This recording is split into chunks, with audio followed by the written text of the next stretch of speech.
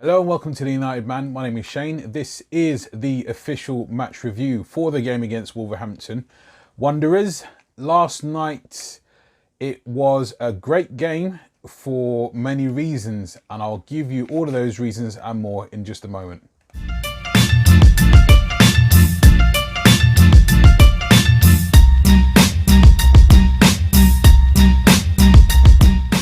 Okay, so getting straight into it. I felt there was a lot of reasons to be positive, so I'm going to break it down into both negatives and positives from what I picked up from last night's game. So, starting with some of the positives then.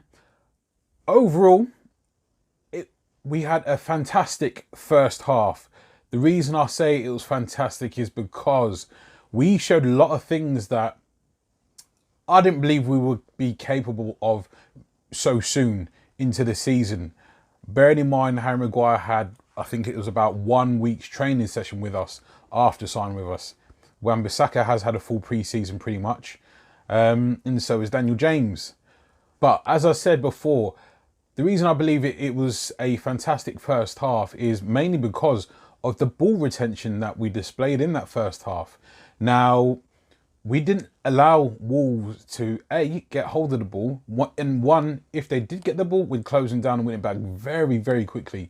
And two, we looked so composed whilst we were on the ball, and whilst any one player had possession of the ball, there was always 2 or 3 options available to that individual player. The confidence and composure that we showed in possession, it was, as I said, Wolves are a very, very good passing side, and as I was mentioning before, I just didn't expect us to be able to display that type of composure whilst we were on the ball, and not forgetting we were away from home, not forgetting what happened last season, losing twice and drawing once to them.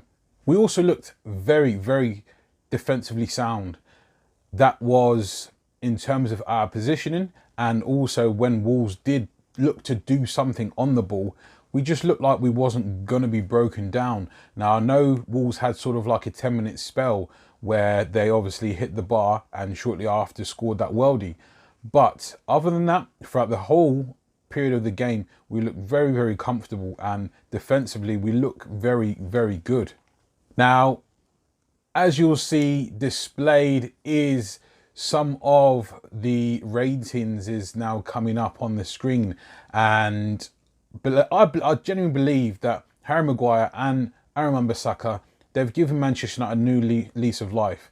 Now, just the very fact that you can leave Wan-Bissaka 1v1, the very fact that you know that you got Maguire covering any potential mistakes that are made, and not only that, being on the front foot and winning the ball back when the opposition strikers aren't expecting him to break forward and nick the ball or intercept.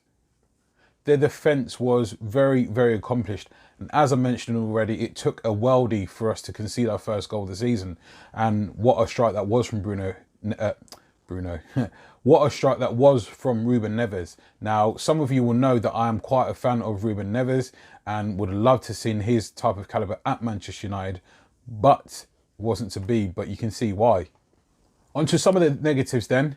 I think the main point was we had a lot of possession, but a lot of possession without penetration. Now, I think we only had like 2 shots in the first half, or some silly statistic like that, maybe 3. But as I mentioned, a lot of possession without penetration. So it's pointless, basically meaning it's pointless for not having loads of possession if you can't do anything with it in terms of being dangerous. So we obviously opened them up in the first half with good interchanging play between Martial and Rashford, and a great finish, a fantastic finish from Anthony Martial. Daniel James looked very good as well in terms of his pressing style as well and closing people down defensively. But without being able to penetrate the opposition's defence and midfield, we obviously weren't able to get off enough shots. Now, I don't know if that's a case of just not being brave enough just to take shots, and if we're trying to walk the ball into the net, but in any case, we didn't take enough shots. Without shooting, you're not going to score.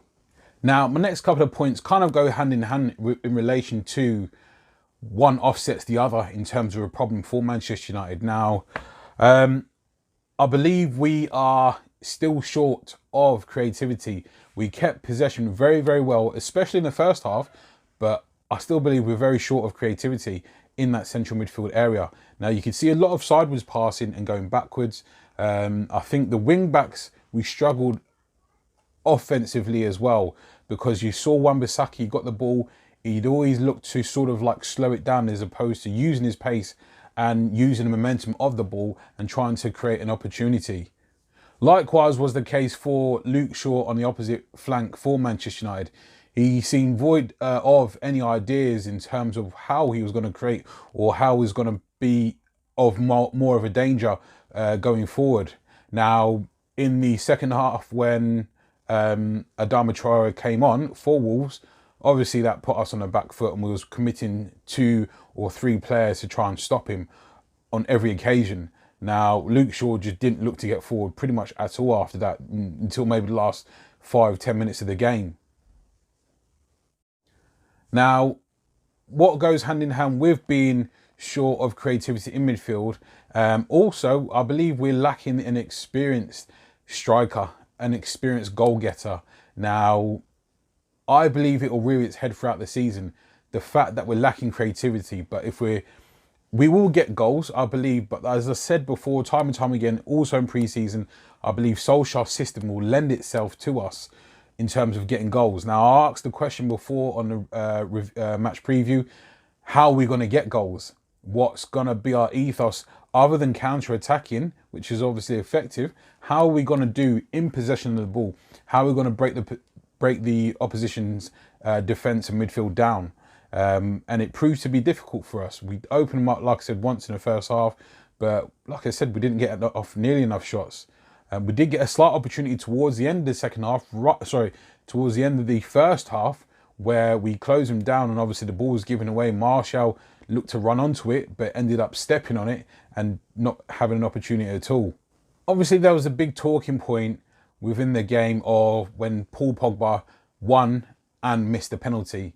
Now, obviously, there was a big talking debate, obviously, with Gary Neville, Jamie Carragher and whatnot. Obviously, Neville wasn't too happy with the fact that Paul Pogba took the penalty. He obviously believed that Marcus Rashford should have taken the penalty. Now, that would have been my stance as well, but I was more of the mindset, well, you know, he won the penalty, so he's kind of got some say.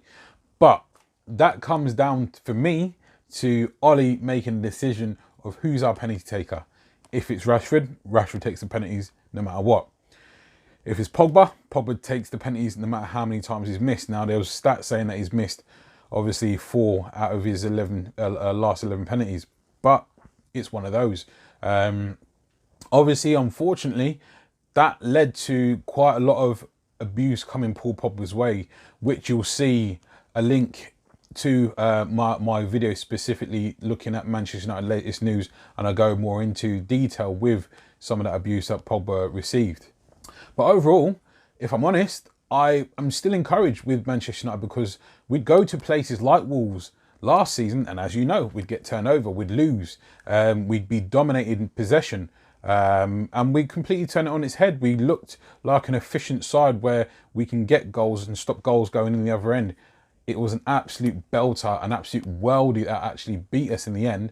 And I believe it was, obviously, we was there. We had like sort of like 3 players closing down Ruben Neves as he was about to take that shot. So he was very hurried as he took it. But we all know he's an accomplished distance shooter.